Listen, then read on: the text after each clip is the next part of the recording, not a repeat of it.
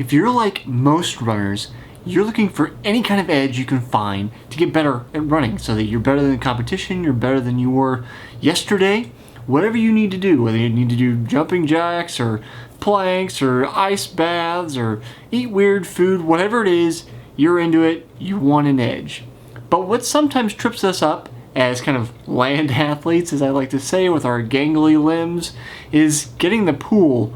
We don't want to do it, we don't know what to do when we're in the water, but you may have heard that it can actually help you become a better runner. Well, I'm Jesse Funk, and on today's episode of Runner's High, I'm both going to give you my personal experience with adding swimming into my running routine, as well as what the research says on whether swimming can actually help you become a better runner.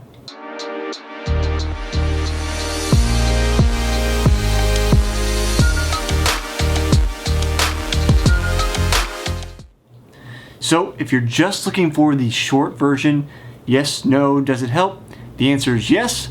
If that's all you need to get in the pool, then hit that subscribe button, stick around with me for other videos in the future, but then you can get out of here and you don't need the rest. Yes, it does help.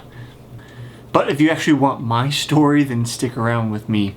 I actually started contemplating this idea, I don't want to try to count the number of years right now, but quite a long time ago. I was a sophomore in high school, actually between my sophomore and junior year, and I was thinking that I would add swimming in to try to help become a better runner, and I was also doing this in part because I wanted to prevent injuries. As an over-eager freshman, soon to be sophomore, I put in too many miles over the summer, ended up with a stress fracture, and that waylaid my entire cross-country season. It was no bueno. So I thought about it in terms of both can it help me and can it also prevent injuries. So with my new eagerness, my new plan, I decided I'm going to go down to the Y and I'm going to swim twice a week. So that's what I did over that summer during base building. All you're doing is long slow miles, adding in mileage, trying to go longer, and then also 2 days a week I added in those 2 swims. I was swimming for 800 meters, so half a mile at a time. And keep in mind, at this time, I'm just one of those gangly land animals who doesn't know what he's doing in the pool. So, water levels here, chin is out of the water, trying to just paddle as best I could.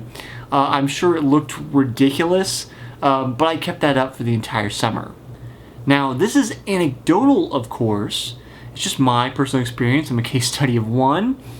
But after I came back from that summer, I actually went and did my fitness test for cross country. So our coach had us do a mile run to kind of gauge, hey, how did everybody do over the summer? Did they do their miles? Did they do nothing? Just, it's one of those things where a coach needs to see what am I working with and then to formulate a plan.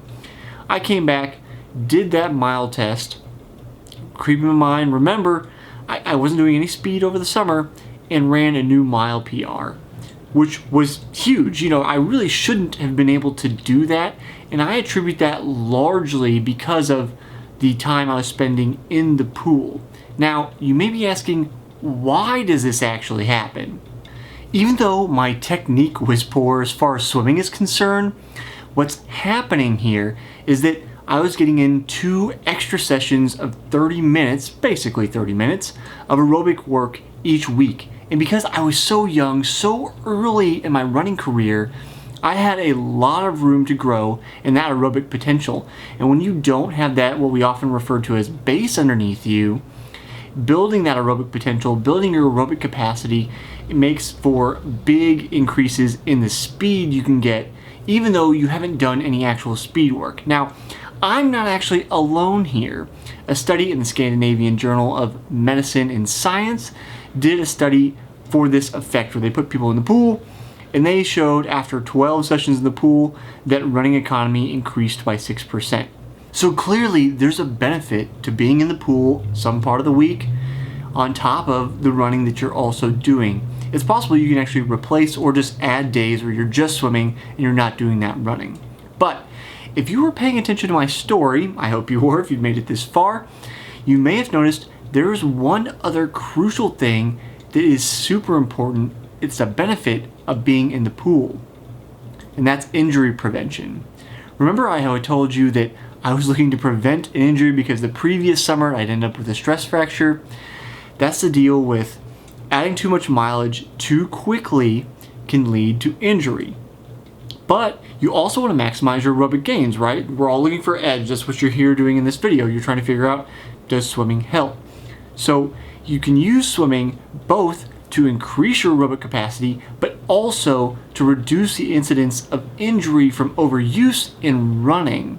Because when you are in the pool, you're not putting the same kind of pounding and strain on your body that running does. So you can get that aerobic work in without the stress. On top of that, it's also actually nice to use as an active recovery, which is a short way of saying you're working not at a level where it's going to tear muscles, blood flow is getting through your muscles, and it should actually help make your performances on your harder days better after you've done that swim. This has definitely been the case during the COVID situation where we had to stay at home. I've been talking to my coach about this, and we were both really missing out on our pool sessions. All the pools are closed. We simply couldn't do that.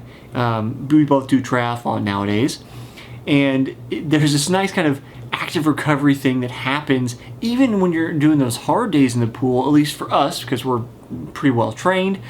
And we noticed that our days when we were biking or running just weren't quite as nice. The legs felt heavier, they hurt more, it didn't seem like we were recovering quite as fast.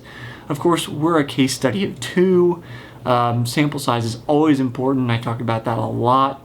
But the biggest thing here is that yes, swimming can help you, and if I've said anything else more often than any other phrase on this channel, is that consistency is key. So preventing that injury from overuse in running is going to be a big step in making sure that you maximize your potential. If you want to see other videos from me, check out other Runnerside videos as well as interviews with experts in running and other sports. Be sure to hit that subscribe button and stick around with me. I'll see you next time on the next episode of Runner's High.